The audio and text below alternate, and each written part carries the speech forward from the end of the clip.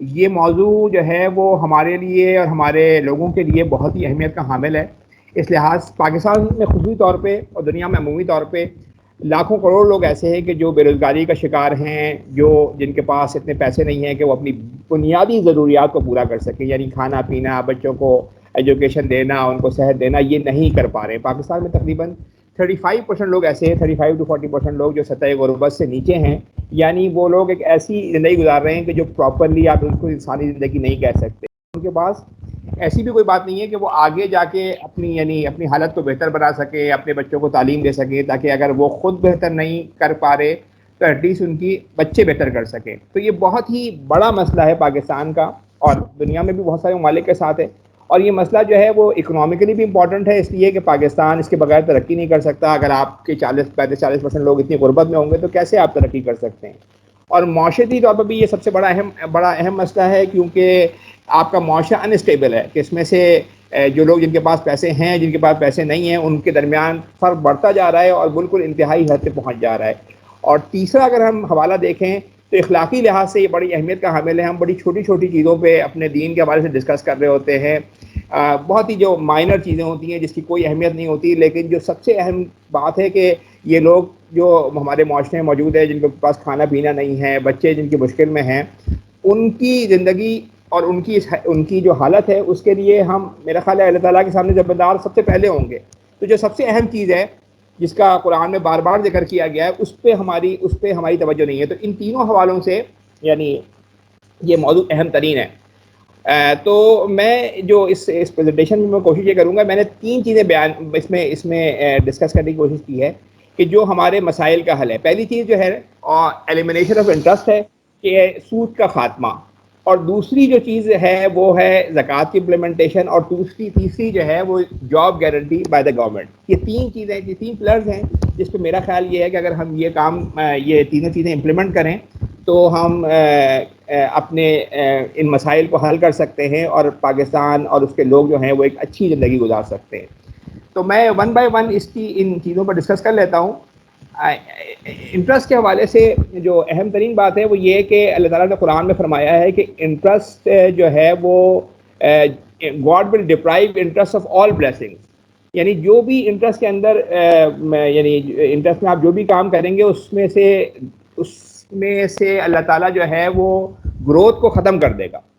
اچھا، مختلفوں کا یہ خیال ہوتا ہے اور عام طور پر لوگوں کا خیال یہ ہوتا ہے کہ شاید یہ آخرت کی زندگی کے لیے ہے، شاید یہ ہے کہ یہ جو ہے یہ کام اگر ہم کر رہے ہیں تو شاید یہ انڈیویجول جو ہے وہ اگر سود لیتے ہیں تو ان کی چیز خراب ہو جاتی ہے، ان کی زندگی خراب ہوتی ہے. حالانکہ یہ جو آیت ہے اس کا ایک پہلو یہ بھی ہے کہ یہ جو معاشرے کے اندر جو ان اجتماعی زندگی ہے، جو اکنامک لائف ہے، اس کے اوپر پوری طرح جو ہے وہ اس کا اطلاق ہوتا ہے.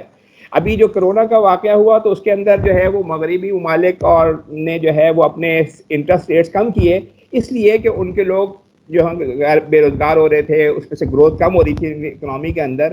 تو اس وقت تقریباً امریکہ، یورپ اور جاپان، یہ تینوں جو بڑی مالیاتی مارکیٹس ہیں، ان تینوں نے اپنا انٹرسٹ ریٹ آلموسٹ جو ہے وہ زیرو کر دیا ہے. آپ یہ دیکھیں کہ یہ G10 کنٹریز ہیں جس کے اندر دنیا کے ترقی یافتہ ترین ممالک ہیں، یعنی اس میں کینیڈا، بیلجیم، انگلینڈ، جو بڑے ممالک ہیں وہ سارے شامل ہیں. اور ان کا آپ دیکھیں ایوریج انٹرسٹ ریٹ جو ہے وہ زیرو کے قریب آ رہا ہے تقریباً. اور اس کی وجہ وہ کیا بتا رہے ہیں؟ وجہ یہ بتا رہے ہیں کہ ہم اس کے تھرو امپلائمنٹ جنریٹ کریں گے، اپنے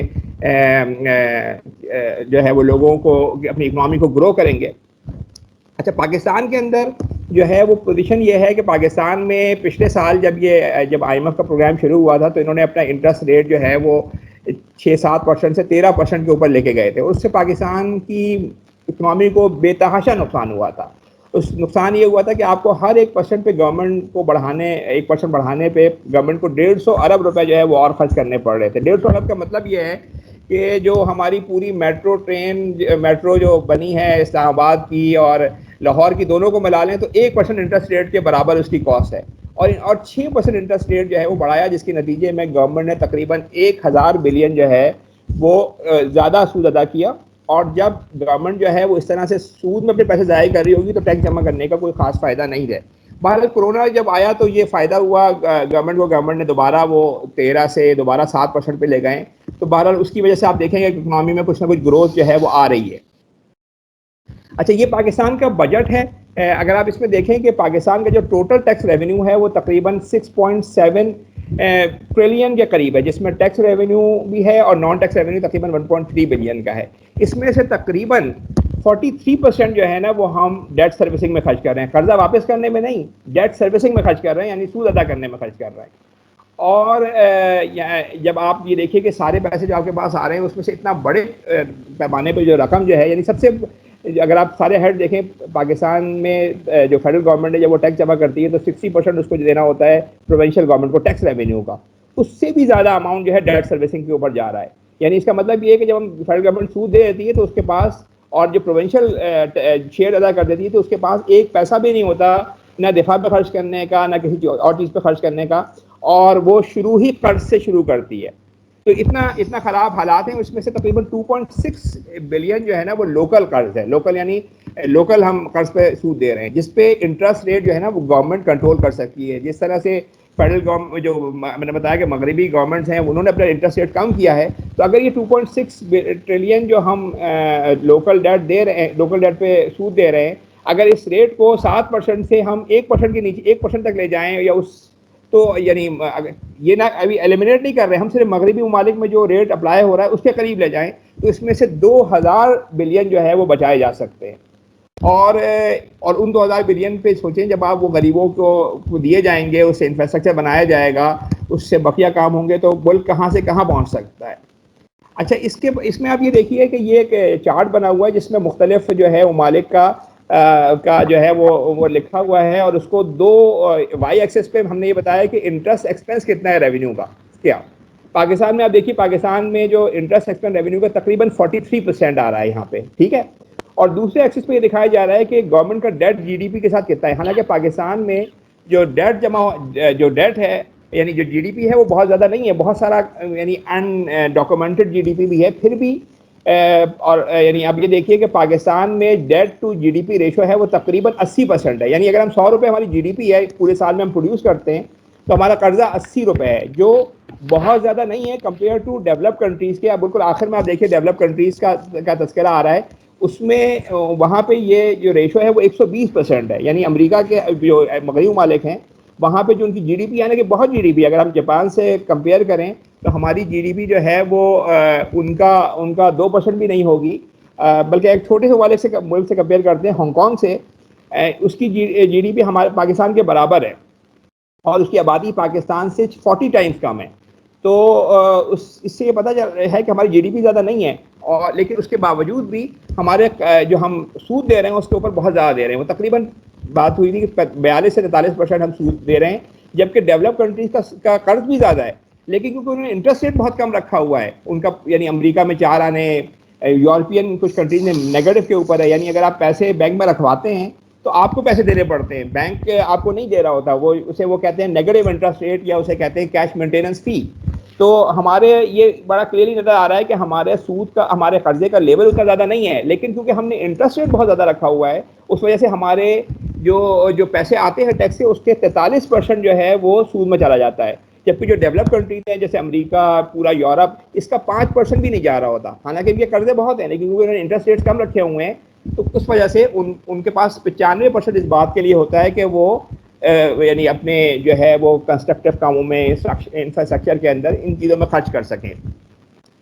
اچھا اس کی جو ہے دو وجوہات بیان کی جاتی ہیں ہائی انٹرسٹ ریٹ رکھنے کی. ایک وجہ تو یہ بتائی جاتی ہے کہ ہائی انٹرسٹ ریٹ ہم اس لیے رکھ رہے ہیں کہ ہم انفلیشن کو کنٹرول کرنا چاہتے ہیں اور اس سے انفلیشن جو ہے وہ کنٹرول ہوگا. حالانکہ یہ بالکل ہی یعنی بیوقوفی کی بات ہے, آلدو کہ یہ بہت سارے اکنامسٹ اس کو پرسو کر رہے ہوتے ہیں, کیونکہ جب آپ انٹرسٹ پے کرتے ہیں تو انٹرسٹ جو ہے وہ جو کمپنیز اپنی پروڈکٹس, جب ان کی کاسٹ بڑھتی ہے انٹرسٹ کی تو وہ اپنی پروڈکٹ کی کاسٹ کو بڑھاتی ہیں, اور اس کے نتیجے کے اندر جو ہے وہ پرائس جو ہے اوپر جاتی ہے اور انفلیشن بڑھنا شروع ہو جاتا ہے. اور پاکستان میں جو خیال یہ ہوتا ہے کہ اگر ہم انٹرسٹ ریٹ بڑھائیں گے تو انفلیشن کم ہو جائے گا, کیونکہ پاکستان میں لوگ کریڈٹ کارڈ پہ اس طرح سے نہیں خرید رہے ہوتے, یا خریدتے بھی ہیں تو وہ اسی مہینے پے کر دیتے ہیں. یہ نہیں ہوتا کہ 6 مہینے تک کے لیے رول اوور کریں, تو اگر آپ انٹرسٹ ریٹ بڑھا دیں گے تو لوگ خریدنا کم کر دیں گے. تو ڈیمانڈ جو ہے وہ انٹرسٹ ریٹ بڑھا کے ختم نہیں ہو سکتی. آپ یہ دیکھیے کہ کورونا کے ٹائم کے اوپر انہوں نے ایک دم سے جو ہے وہ یہ جو ریڈ لائن ہے, یہ ڈسکاؤنٹ ریٹ ہے گورنمنٹ کا انٹرسٹ ریٹ, یہ انہوں نے گرائی 13 سے 6 پہ لے کے گئے, تو فوراً انفلیشن بھی اس کے ساتھ ساتھ نیچے آیا. تو یہ بڑا کلیئرلی پتہ چل رہا ہوتا ہے کہ اگر آپ انٹرسٹ ریٹ کم کریں گے تو جو یہ بات کہی جا رہی ہے کہ ہم انفلیشن کو کنٹرول کرنے کے لیے کر رہے ہیں, اس کا الٹا امپیکٹ ہوتا ہے, کیونکہ کمپنیوں کی کاسٹ بڑھتی ہے. جب کمپنیوں کی کاسٹ بڑھتی ہے تو وہ اپنی پروڈکٹس کی اپنی ریٹ بڑھاتے ہیں, اور اس کے نتیجے میں انفلیشن ہوتا ہے. اور پاکستان میں جنرلی انفلیشن کو یہ کہا جاتا ہے کہ یہ سپلائی سائڈ کا انفلیشن ہے, یعنی فار ایگزامپل انڈیا سے آپ کی بارڈر بند ہو گیا تو سبزیاں نہیں آ پا رہی, اس وجہ سے مہنگا ہو گیا, کوئی اور آپ کی سپلائی مینجمنٹ میں کوئی ایشوز ہیں, کوئی اس بات کے کوئی وہ نہیں ہے کہ جی اس انٹرسٹ آپ بڑھا کے آپ انفلیشن کو کم کر پائیں گے. تو یہ ہمیں خاص طور پہ پروف بھی نظر آ رہا ہے کہ جیسے کہ میں آپ سے کہہ رہا ہوں کہ جیسے ہی ہم نے کورونا کے ٹائم پہ 13 سے گورنمنٹ نے 6 پہ لے کے گئے, انفلیشن بھی آپ دیکھیں اب 8 پہ آ گیا, جو 13-14% کے اوپر تھا. دوسری وجہ یہ بیان کی جاتی ہے کہ اس کے نتیجے کے اندر جو ہے وہ ہمارا یعنی ایکسچینج ریٹ جو ہے وہ بہتر رہے گا, اور ہم جو ہے کیونکہ لوگ اگر ہم انٹرسٹ ریٹ زیادہ کم کر دیں گے تو لوگ بینکوں سے پیسہ نکال کے جو ہے وہ ڈالرز میں رکھوا دیں گے, اور اس کے نتیجے میں ہمارا ایکسچینج ریٹ گر جائے گا. لیکن ایکسچینج ریٹ کے گرنے جنرلی لوگوں کا خیال یہ ہوتا ہے کہ ایکسچینج ریٹ اگر گر جائے تو بڑا گورنمنٹ کے لیے نقصان دہ ہے, ملک کے لیے نقصان دہ ہے, حالانکہ اس کی ایسی کوئی بات نہیں ہے. ایکسچینج ریٹ گرنے سے آپ جو ہے وہ انٹرنیشنل مارکیٹ میں آپ مور کمپٹیٹو ہو جاتے ہیں. پاکستان میں یہ دیکھیے 2018 کے اندر, یہ جو 2018 کی لائن رہی, اس وقت پاکستان میں ہر کوارٹر پہ جو ہمارا جو کرنٹ اکاؤنٹ ڈیفیسٹ تھا وہ $6 بلین تھا, یعنی ہر مہینے ہم $2 بلین جو ہے وہ بیرونی قرضے ہمیں لینے پڑتے تھے. کرنٹ اکاؤنٹ کا مطلب یہ ہوتا ہے کہ جب آپ کا جتنا ڈیفیسٹ ہوگا اتنا آپ کو لون لینا پڑے گا. تو اگر اس وقت پاکستان کا لون تقریباً $95 بلین تھا 2018 جون پہ, اگر ہم اسی اسپیڈ سے کرنسی کو نہیں گراتے 125 سے 120 سے 160 واٹ پہ نہیں ہوتا, تو یہ اس وقت پاکستان پہ $150 بلین کے قرضے ہوتے, جو اب اس وقت 112 بلین ہے. اس کی وجہ یہ کہ جب کرنسی گری تو لوگوں نے امپورٹس, جو سستی امپورٹس ہوتی ہیں وہ کم ہوئیں, لوگوں کی ایکسپورٹرز کو زیادہ فائدہ ہو رہا ہے, بیرونی ملک پاکستانی ہیں وہ کرنسی بھجوا رہے ہیں, اس میں امپرومنٹ آ رہی ہے. تو جب یہ ایکسچینج ریٹ گرتا ہے تو اس کے فوائد زیادہ ہوتے ہیں, اور یہ پاکستان نے دیکھا ہے. اگر ہم اسی لیول پہ ہوتے جو ہم 2018 میں ہوتے تو اب پاکستان اس وقت تقریباً دیوالیہ ہو چکا ہوتا. تو اگر آپ نے ایکسچینج ریٹ گرایا, اس سے کیا ہوا, آپ کی امپورٹس مہنگی ہو گئیں, لوگوں نے جو خواہ خواہ کی چیزیں باہر سے خرید رہے تھے وہ چیزیں خریدنا کم کر دیں, اور آپ کی ایکسپورٹرز کو جو ہے وہ فائدہ ہو رہا ہے, کیونکہ وہ جو ہے وہ آگے ایکسپورٹ کر پا رہے ہیں پروفٹ کے اندر.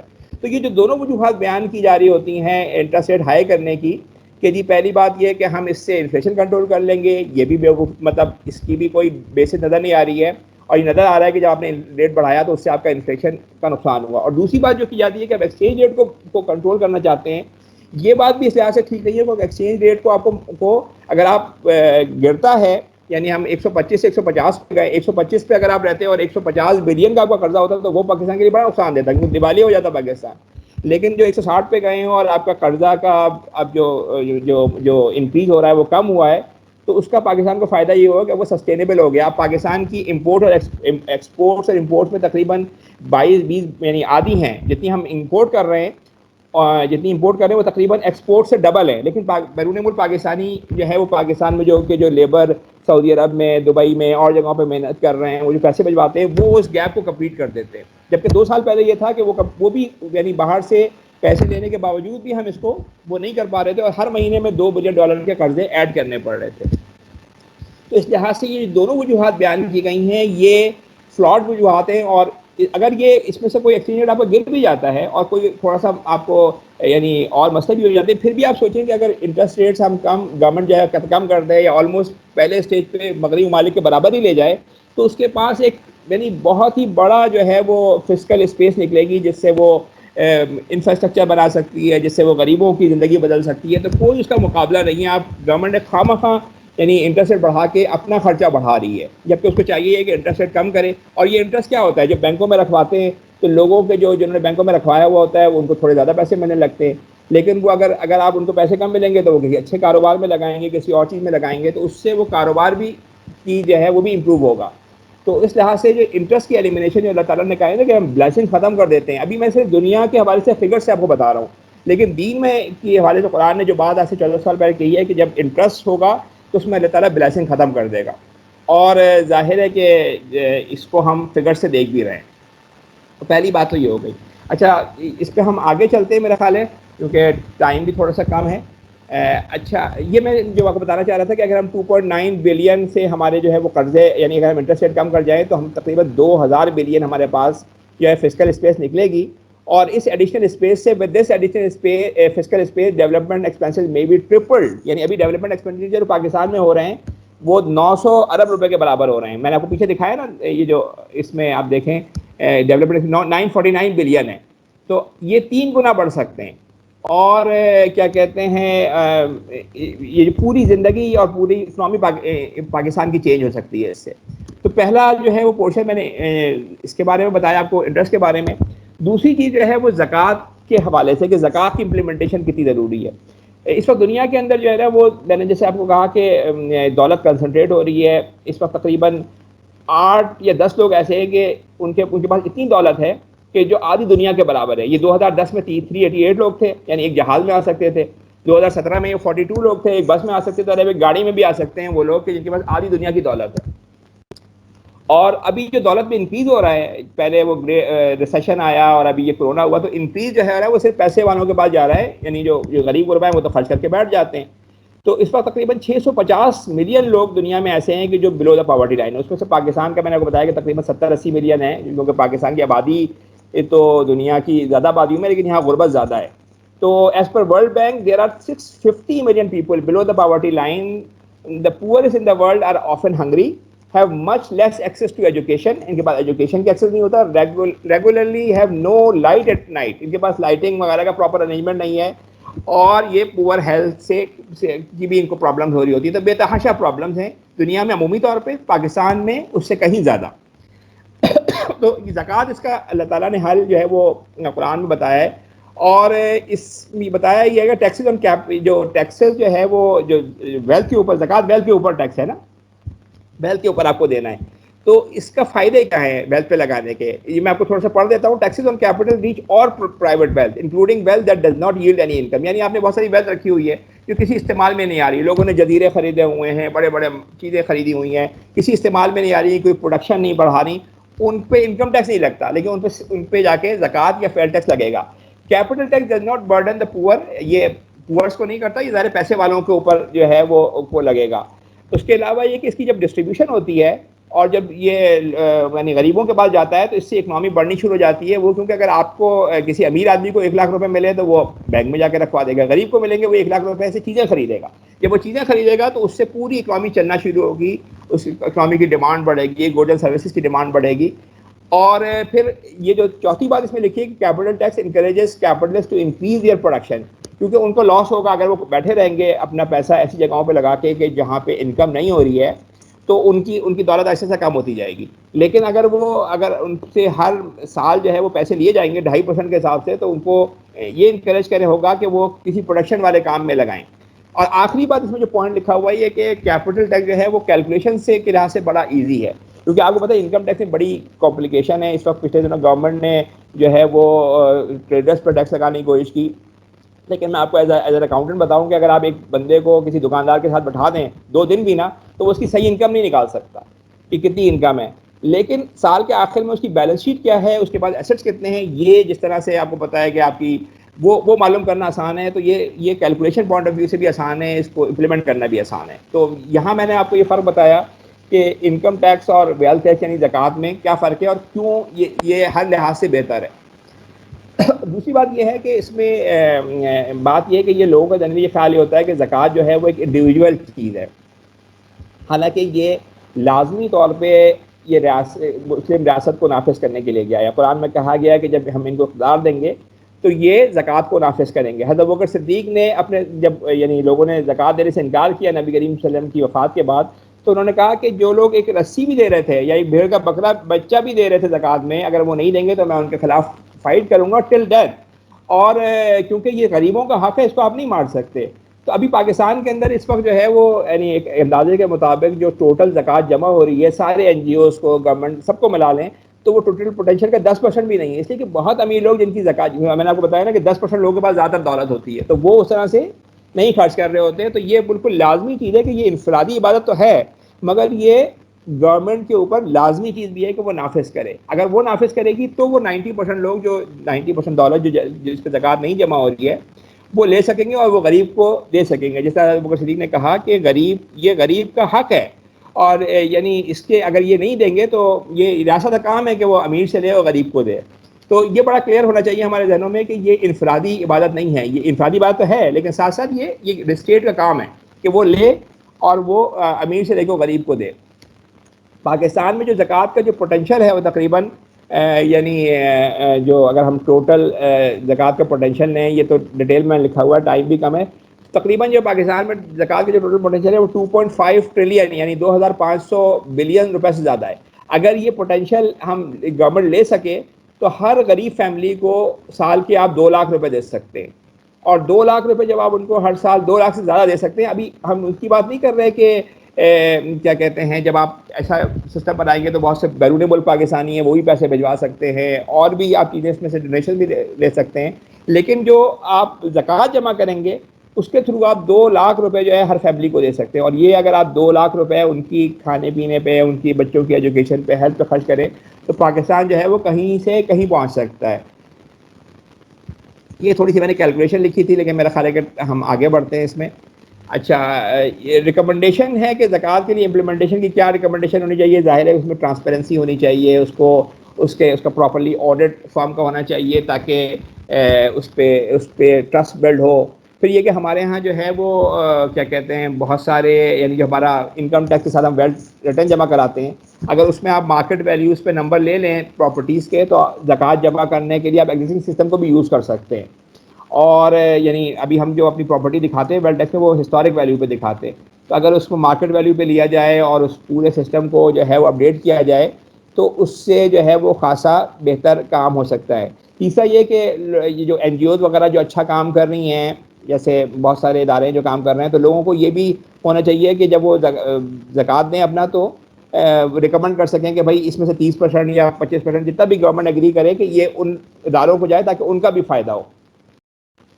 اور چوتھی چیز میں نے یہ لکھی ہے کہ جو زکوٰۃ میں جنرلی ملیشیا وغیرہ میں ایک دیکھا ہے کہ جو زکوٰۃ آپ پے کرتے ہیں وہ انکم ٹیکس سے ڈیڈکٹیبل ہوتی ہے. تو انکم ٹیکس صرف اس وقت آتا ہے جب وہ زکوٰۃ سے بڑھ جاتا ہے, تو ایسا نہیں ہوتا کہ ڈبل ٹیکس ہو. تاکہ کیا کہتے ہیں پاکستان میں ویسے بھی اگر آپ انکم ٹیکس دیکھیں تو 80-90% جو انکم ٹیکس ہے وہ بڑی کمپنیز دے رہی ہیں, یعنی جو بڑی کارپوریشنز ہیں, ملٹی نیشنل کمپنیز ہیں وہ دے رہی ہیں. انڈیویجول کا جو انکم ٹیکس ہے وہ خاصا کم ہے, تقریباً 200 سے 250 بلین روپے انڈیویجول ٹیکس دے رہے ہیں, جس میں سیلریڈ کلاس آدھی ہے, آدھی جو ہے وہ بزنس کلاس ہے. لیکن زکوٰۃ کا پوٹینشیل صرف 10 ٹائم زیادہ ہے. بہرحال ہمارا اس میں ویو یہ ہے کہ جب زکوٰۃ جو ہے وہ انکم ٹیکس کا ڈیڈکٹیبل ہو, کیونکہ آپ نے گورنمنٹ کو پیسے جمع کرائیں تاکہ یہ ڈبل ٹیکس نہ ہو. اور پھر وہ لوگ کہ جن کے بہت زیادہ کما رہے ہیں ان کی جب وہ زکوٰۃ کی لمٹ سے اوپر نکلیں تو پھر آپ ان کے سے انکم ٹیکس جو ہے وصول کریں. تو یہ بیسک کچھ ریکمنڈیشن تھی زکوٰۃ کی. اب ہم جاتے ہیں تیسری اپنے پوائنٹ کے اوپر. تیسرا پوائنٹ جو ہے وہ یہ ہے کہ گورنمنٹ کو ہے نا فل یعنی جاب گارنٹی جو ہے وہ دینی چاہیے. جتنے پاکستان میں عجیب سی بات ہے کہ اس وقت تقریباً اگر آپ آبادی کا دیکھیں تو 1 کروڑ لوگ ایسے ہوں گے کہ جن کے پاس جاب نہیں ہے پراپرلی, یا انڈر امپلائڈ ہیں, یا پراپرلی ان کو پیسے نہیں مل رہے. اور ایک طرف اتنے کروڑوں لوگ ہیں کہ جن کے پاس جاب نہیں ہے, انڈر امپلائڈ ہیں. آپ دیکھیں یعنی کوئی بھی آپ مزدور دیکھیں وہ کتنا کما رہا ہوتا ہے, پھر اس کو کسی دن جاب ملتی ہے کسی دن نہیں ملتی. اور ایک طرف جو ہے یہ پوزیشن ہے کہ کروڑوں لوگ بے روزگار ہیں, اور ایک طرف ہزاروں کام پاکستان میں پڑے ہوئے جو کرنے کے ہیں. یعنی انفراسٹرکچر ہے پاکستان میں بن نہیں رہا, روڈیں ووڈیں فارغ پڑی ہوئی ہیں, پل نہیں بن رہے, بقیہ جو انفراسٹرکچر ہے وہ تباہ ہے, پارکس اس طرح سے نہیں بن رہے.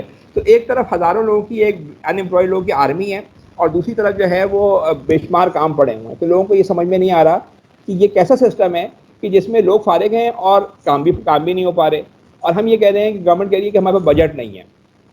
تو اس پہ ایک بڑا مشہور جو ایک وہ تھا اس نے کہا کہ اگر آپ یعنی ایک تکنیکی طور پہ یا ٹیکنیکلی آپ کوئی چیز بنا سکتے ہو, یعنی آپ کو پتا ہو کہ مکان بنانا آپ کو آتا ہو, اور پھر آپ کا مالیاتی نظام آپ کو یہ نہ بتا رہا ہو کہ مکان بنایا کیسا جائے, تو اس مالیاتی نظام کو آپ کو فارغ کر دینا چاہیے. کیونکہ وہ آپ کو جو اس کا بیسک کام تھا, ایک طرف کام ہے ایک طرف انپلائڈ لوگ ہیں, دونوں کو وہ کنیکٹ نہیں کر پا رہا آپس میں. اور آپ گورنمنٹ یہ کہہ رہی ہے کہ جی میرے پاس بجٹ نہیں ہے. بجٹ کس بات کا نہیں ہے, روپے تو آپ خود چھاپتے ہیں. مطلب روپے چھاپنے کی جو ہے جو میں آپ سے کہہ رہا تھا کہ جو لوکل جو کرنسی ہے وہ تو گورنمنٹ خود چھاپ رہی ہوتی ہے. تو یہ بات کہنا ہے کہ جی ہمارے پاس لوگوں کو ملازمت دینے کا بجٹ نہیں ہے, یہ بڑی ہی مطلب ایک طرح سے بے وقوف بات ہے.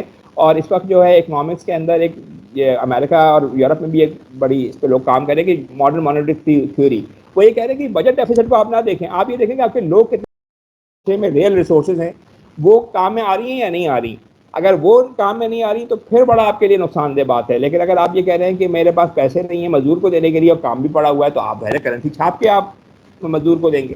یہاں میں نے جو ہے وہ کچھ باتیں وہ لکھی ہیں کہ جو ان امپلائمنٹ ہوتی ہے وہ لوگوں پہ کیسے امپیکٹ کر رہی ہوتی ہے، کتنا اس کا سیویئر امپیکٹ ہوتا ہے. یہاں پہ profound economic and social impacts of employment on individual. It does not affect only the unemployed, it also harms their children and families. یعنی اس آدمی پہ نہیں ہوتے بلکہ اس کے بچوں پہ، اس کی فیملی کے اوپر جو ہے ہوتے. اس کے اوپر کتنا ہوتا ہے کہ لوگوں کا ایک سروے ہے، اس میں بتایا کہ 4 سال کی جو امپلائمنٹ ہوتی ہے، اگر 9 مہینے آدمی ان امپلائڈ رہ جائے تو اس کے برابر لوگ کنسیڈر کرتے ہیں، یعنی ان امپلائڈ کو اس طرح جاب نہیں مل رہی ہوتی ہے. Unemployment is the direct. اور بچوں پہ کتنا اثر ہوتا ہے، ظاہر ہے ان کی ایجوکیشن، ان کی مسئلے، سب چیزیں شروع ہو جاتی ہیں اس کے اندر.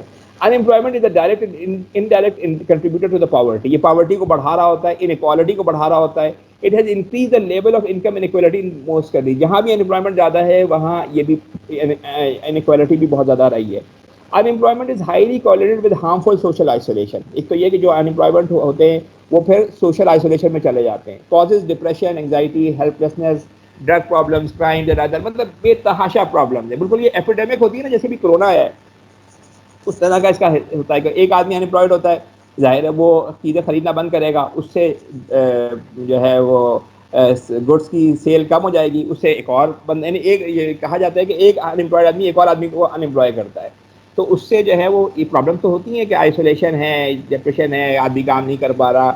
تو بے شمار اس کے پرابلم ہے. The impact and cost of unemployment fall disproportionately on the most economically vulnerable people. جن کے پاس پیسے ہوں گے، اگر وہ ان امپلائڈ بھی ہوں گے تو اتنا ایشو نہیں ہے، ظاہر ہے ان کا بیسک گزارا ہو جائے گا. لیکن وہ لوگ جن کے پاس پیسے نہیں ہیں، جو بالکل ڈے ٹو ڈے جاب پہ کام کر رہے ہیں، ان کے لیے بڑا مسئلہ ہے. جو پچھلے دنوں کورونا میں بات آ رہی تھی کہ اگر ہم یہ جو مزدور ہیں اگر ہم لاک کر دیں گے تو ان کو کھانا کیسے ملے گا، ان کے پاس تو پیسے نہیں ہیں. جیسے ہم لوگ ہیں، ہم بہرحال ان لوگوں میں سے ہیں جن کے پاس ایک پراپر جاب ہے، اے ٹی ایم میں کچھ نہ کچھ پیسے ہیں، گزارا چل سکتا ہے، سیلری چاہے آفس کھلے نہ کھلے گھر سے کام کر کے سیلری ملتی ہے. مگر وہ لوگ کہ جو روزانہ کی بیسس پہ کما رہے ہیں وہ تو بھوک سے مر جائیں گے. اور وہ بات بالکل صحیح تھی کہ جی آپ بالکل لاک ڈاؤن نہیں کر سکتے. تو وہ لوگ جو بیچارے سب سے زیادہ پریشان ہوتے ہیں، ان کو جب جاب نہیں ملتی تو ان پہ اثر سب سے زیادہ ہوتا ہے. اور اس میں جو آخری بات میں لکھی ہے کہ ان امپلائمنٹ سلوز گروتھ. جہاں کہ ظاہر ہے کہ جب کروڑوں ایک یعنی آپ کی اگر 100 لوگ کام کر سکتے ہوں اور آپ 50 سے کام لے رہے ہو، 50 سے کام نہیں لے رہے ہو، تو آپ کی گروتھ سلو ہو جائے گی. ہو ہی نہیں سکتا کہ جی گروتھ جو ہے وہ اس لیول پہ ہو جس لیول پہ اس کو ہونا چاہیے. ان امپلائمنٹ کے نقصان جو ہے وہ خاصی زیادہ ہے، اور گورنمنٹ اس کی وجوہات کیا بتاتی ہے وہ ہم اس پہ ڈسکس کر لیتے ہیں. Before a Great Depression of 1930, unemployment at the aggregate level was seen by many economists as temporary deviation from equilibrium and voluntary. وہ یہ کہتے ہیں کہ جی 1930 سے پہلے، کیونکہ اس وقت یہ پوزیشن تھی پاکستان دنیا میں کہ تقریباً 80% لوگ جو ہے نا وہ یا تو ایگریکلچر کے اندر کام کرتے تھے یا پھر وہ فیکٹریز میں کام کرتے تھے. تو زیادہ تر لوگ جو ہیں وہ مطلب ایسی جاب تھی جہاں زیادہ تھی. تو جنرلی یہ سمجھا جاتا تھا کہ ان امپلائمنٹ جو ہے نا وہ جو اکنامکس میں جس نے اکنامکس میں سب سے زیادہ یعنی بیسک آئیڈیاز پیش کیے ہیں، آدم اسمتھ، اس نے کہا ہے کہ ان امپلائمنٹ ٹیمپریری فیز ہے. اگر ان امپلائمنٹ ہوگی تو لوگ اپنی ویج ڈیمانڈ کم کر دیں گے، جاب مل جائے گی ان کو. تو 1930 سے پہلے جنرلی یہ سمجھا جاتا تھا کہ بھائی یہ جو ہے یہ تو کوئی عارضی چیز ہے، ختم ہو جائے گی یہ فوراً. اور زیادہ تر لوگ جو ہے وہ ملازم بھی تھے، ادھر وہ ایگریکلچر میں کے سیکٹر میں ملازم تھے اور یا وہ فیکٹری میں ملازم تھے. یعنی 80% لوگ ان دو جگہوں پہ تھے. اور آج اگر آپ امریکہ میں ہم ایک کنٹری کو دیکھ لیتے ہیں، اس امریکہ کے اندر 3% لوگ ایگریکلچر میں ملازم ہیں اور 12-13% لوگ جو ہے فیکٹریز کے اندر ہیں. یعنی وہ امپلائمنٹ جو ہے، کیونکہ اب مشینیں آ گئی ہیں، روبوٹس آ گئے اور کتنی چیزیں آ گئی ہیں، تو وہ ان کے پاس امپلائمنٹ اور چیزوں میں جنریٹ ہو گئی ہے. لیکن یہ کہ اس کی ریکوائرمنٹ بھی کم ہوئی ہے. تو یہ جو 1930 سے پہلے یہ خیال تھا کہ جی یہ ٹیمپریری ہے، یہ ختم ہو گیا. یہ جب 1930 میں وہ آیا گریٹ ڈپریشن، اس میں امریکہ کے تقریباً، امریکہ کے میں خاص طور پہ ذکر کر رہا ہوں کیونکہ وہاں پہ مین یہ وہ ہوا تھا، 25 سے 30% لوگ بے روزگار ہو گئے. اب بے تحاشا یعنی لوگوں کی پیسے ضائع ہو گئے. ایک اسٹاک ایکسچینج تقریباً 40-50%، 30-40% گر گیا. تو لوگوں کی جو ویلتھ تھی وہ ختم ہو گئی. تو بڑے ہی خراب حالات تھے.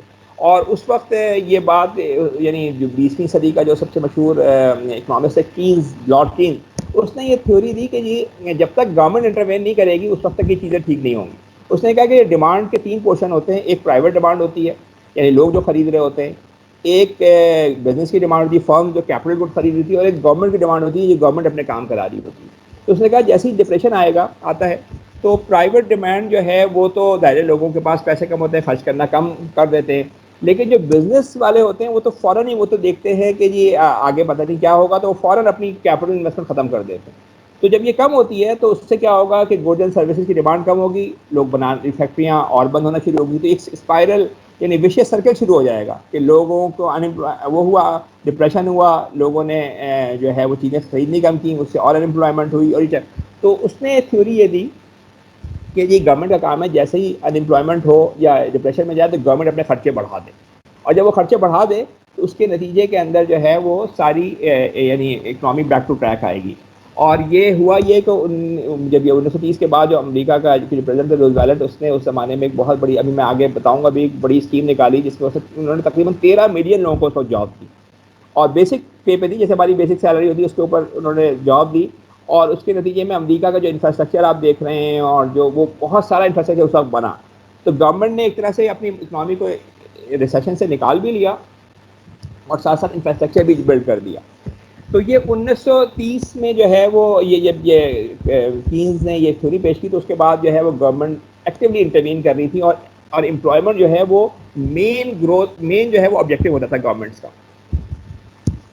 لیکن اس کے بعد کیا ہوا کہ 1960 کے اندر یہ جو ایک فلپ, ایک مشہور اکنامسٹ تھا, اس نے بتایا یہ, اس نے تھیوری پیش کی کہ جی انفلیشن اور انمپلائمنٹ جو ہے نا دونوں آپس میں انورسلی پروپورشن ہے. یعنی اگر آپ انمپلائمنٹ بالکل ختم کر دیں گے اور ہر بندے کو جاب دیں گے تو اس کے نتیجے میں کیا ہوگا, ان چیزوں کی قیمت بڑھے گی کیونکہ وہ تنخواہ زیادہ مانگے گا, ہر بندے کو آپ ملازم رکھیں گے, اور انفلیشن سے چیزیں مہنگی ہوں گی. تو یہ دونوں آپس میں انورسلی پروپورشن ہے. اگر انمپلائمنٹ ختم کریں گے تو انفلیشن بڑھے گا. تو اس وقت اس نے یہ تھیوری پیش ہوئی کہ بھائی ایک نیچرل ریٹ ہے انمپلائمنٹ کا 4-5%, 6% امریکہ میں, اور اتنا انمپلائمنٹ ریٹ ہے تو وہ ایکسیپٹیبل ہے. اس میں گورنمنٹ کو انٹروین کرنے کی ضرورت نہیں ہے تاکہ انفلیشن کنٹرول میں رہے. امریکہ باقی جگہوں پہ ہم نے دیکھا امریکہ میں انفلیشن کم ہوتا ہے. تو یہ ایک تھیوری پیش کی. دوسری جو ہے اس وقت ایک تھیوری پیش ہوئی, وہ یہ ایک مشہور اکنامسٹ تھا اوکلز. اس نے یہ بتایا کہ جی جو آپ کی جو گروتھ, جس کی اب جی ڈی پی کی بڑی بات ہو رہی ہوتی ہے نا کہ پاکستان میں جی ڈی پی بڑھ رہی ہے, اس نے یہ کہا کہ جب جی ڈی پی بڑھتی ہے, اگر 3% سے جی ڈی پی بڑھتی ہے تو اس سے 1% امپلائمنٹ بہتر ہوتی ہے. تو اس نے G D P to employment کا جو ہے وہ ایک کنیکشن بتا دیا, کیونکہ اس زمانے میں گورنمنٹ جو ہے زیادہ فوکس کرتی تھی امپلائمنٹ کے اوپر. تو اس نے یہ کہا کہ جی ڈی پی اگر آپ بڑھائیں گے تو اس سے امپلائمنٹ بھی بڑھے گی. تو پچھلے 30-40 سال میں ہوا ہے کہ جو اصل مقصد تھا امپلائمنٹ کا وہ پیچھے رہ گیا گورنمنٹ کے اس پہ پالیسی میں, اور کیا چیز سامنے آ گئی, وہ یہ آ گئی کہ ہمیں جی ڈی پی امپروو کرنا ہے اور ہمیں جو ہے وہ انفلیشن کنٹرول کرنا ہے. اس کے نتیجے میں ہوا یہ کہ جی ڈی پی تو بڑھ رہا ہے, لیکن ساتھ ساتھ بے شمار لوگ جو ہے وہ جن کو ملازمت نہیں ہے, بے شمار غربت ہے, اور ساتھ ساتھ یہ کہ انفلیشن تو کنٹرول میں ہے, لیکن اس کا نقصان یہ ہے کہ بے شمار لوگ بے روزگار ہیں. سوچیں کہ اگر آپ کسی کے پاس وہ ہے اس کے لیے اگر چیزیں 10% مہنگی ہو جائیں تو یہ اس کے لیے بہتر ہے, یا اس کے پاس امپلائمنٹ نہ ہو یہ بہتر ہے. ڈیفینیٹلی اگر 5-10% مہنگی بھی ہو جائے تو بھی امپلائمنٹ ہوگی تو ظاہر ہے کہ لوگ اپنا گزارا کر سکیں گے. تو یہ جو پچھلے تقریباً 40-50 سال سے جو فوکس رہا ہے ساری اکنامیز کا اور سارے جو گورنمنٹس کا, وہ یہ ہے کہ ہم اپنی گروتھ بڑھائیں. حالانکہ اس وقت اس نے یہ بتایا تھا اوپل نے کہ گروتھ کے نتیجے میں انمپلائمنٹ کم ہوگی. انمپلائمنٹ تو اتنا فوکس کم ہو گیا, بس گروتھ کے اوپر فوکس ہے. ہر بندہ یہ کہہ رہا ہے کہ 5% سے پاکستان کی گروتھ ہو گئی ہے, انڈیا کی 7% سے ہو گئی ہے. جو اصل ٹارگیٹ ہے وہ یہ کہ جی امپلائمنٹ ختم کیا جائے, امپلائمنٹ دیا جائے, وہ کہیں پیچھے رہ گیا.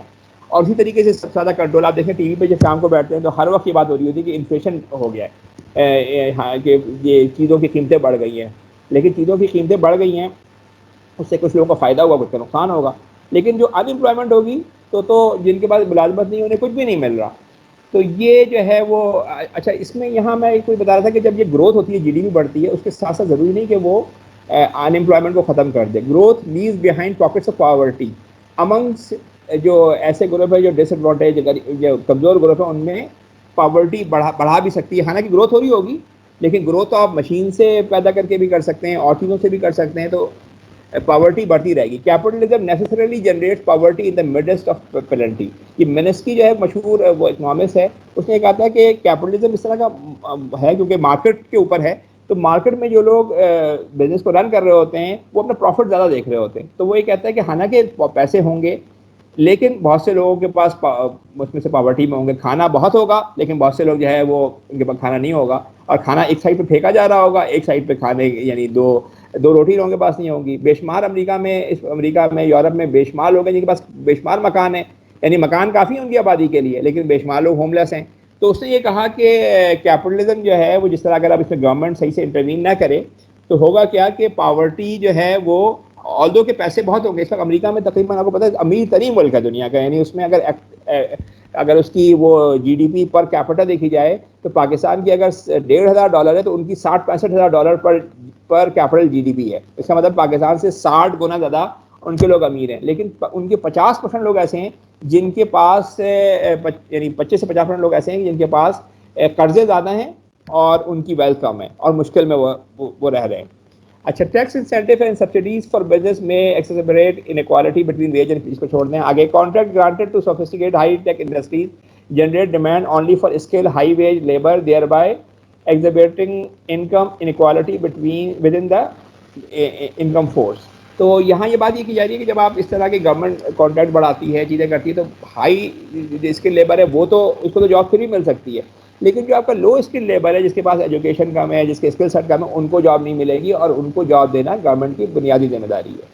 تو policies to promote investment increase business confidence and debt financing so borrower margin of safety decline thereby undermining the stability of the financial system. آواز آ رہی ہے؟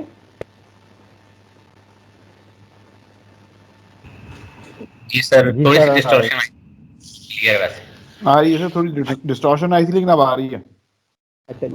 اچھا، جب پالیسی پہ بات کر لیتے ہیں نہیں ہو رہی میرے پاس کیا بول رہے ہیں بھائی نواز؟ سر سلائیڈز میرے پاس چینج نہیں ہو رہی آپ کی، باقی لوگوں کے پاس آ رہی؟ جی آ رہی ہے ہمارے پاس. جی آ رہی ہے.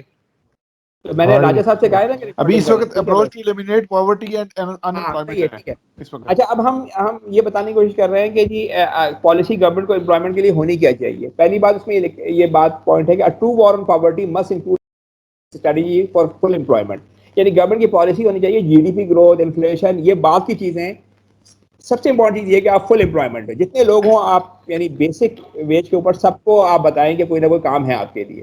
دیر is no single policy that carries more potential benefit than through full employment. یعنی آپ جب آپ سب کو ملازمت دیں گے، لوگ کام کریں گے، اس کے نتیجے کے اندر جو ہے وہ چیزیں پیدا ہوں گی، خود ہی آپ کی جو ہے وہ پروڈکشن بھی بڑھے گی، آپ کی جی ڈی پی بھی بڑھے گی.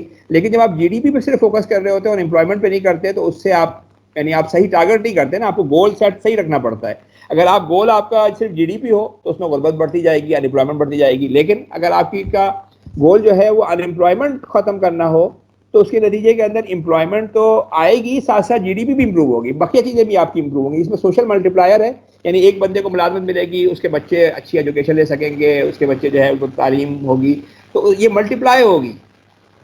اچھا، دوسری بات اس میں یہ لکھی کہ responsibility for full employment must fall to the state. یعنی یہ جو رسپانسبلٹی ہونی چاہیے نا، ویسے تو یعنی جو دنیا میں دو سسٹم ہے، ایک کیپٹلزم کا سسٹم ہے جس میں ہر چیز جو ہے وہ مارکیٹ طے کر رہی ہوتی ہے، اور ایک پرانے زمانے میں ایسے 50-60 سال پہ سوشلزم تھا کہ گورنمنٹ سب کو امپلائمنٹ دیتی تھی اور گورنمنٹ ان کو سیلری دے رہی ہوتی تھی. تو یہاں یہ بات نہیں ہو رہی کہ سوشلزم کے طرح کا سسٹم ہو، بلکہ یہ ہو کہ جن کو کہیں ملازمت نہ مل رہی ہو ان کو بیسک ویج کے اوپر، جو آپ کا منیمم ویج ہے، اس کے اوپر گورنمنٹ کام دے. گورنمنٹ کے پاس بے شمار کام ہے اور وہ کام کرنے کے لیے وہ کہتی ہے کہ میرے پاس بجٹ نہیں ہے تو آپ کیا کریں گے؟ آپ روپے چھاپ کے آپ دیں گے، آپ کرنسی انکریز کر کے دیں گے، لیکن اس وقت میں آپ کو لوگ جو ہیں وہ فارغ نہیں بیٹھے، وہ کوئی کام کر رہے ہیں.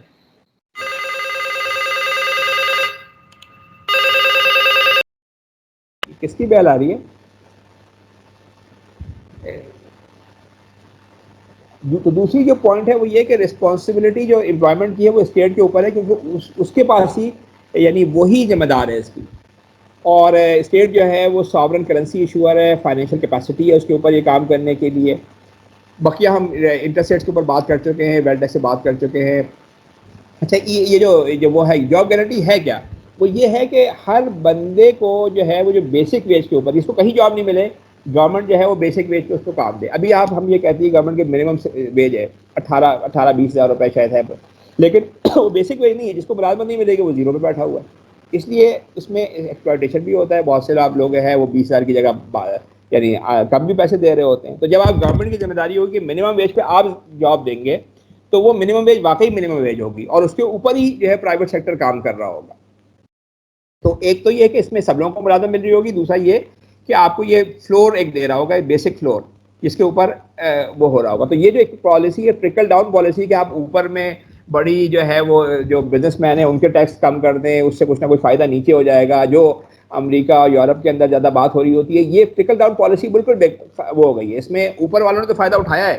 ابھی پچھلے دنوں جو ٹرمپ صاحب تھے انہوں نے اپنا ٹیکس ریٹ جو ہے 28 سے 21% پہ کیا, تو اس کا سارا فائدہ جو ہے نا وہ بڑی بڑی کمپنیوں نے اٹھایا, اس کا نیچے امپلائمنٹ انہوں نے جنریٹ نہیں کی. تو یہ پالیسی کیا ہے, ببل اپ پالیسی ہے, یعنی اب نیچے پیسے دے گی گورنمنٹ اور اس کے نتیجے میں خود ہی جو ہے وہ اکنامی امپروو ہوگی, کیونکہ جب سب کے پاس ملازمتیں آئیں گی اس سے انفراسٹرکچر پیدا ہوگا, انفراسٹرکچر بنے گا, اس سے باقی چیز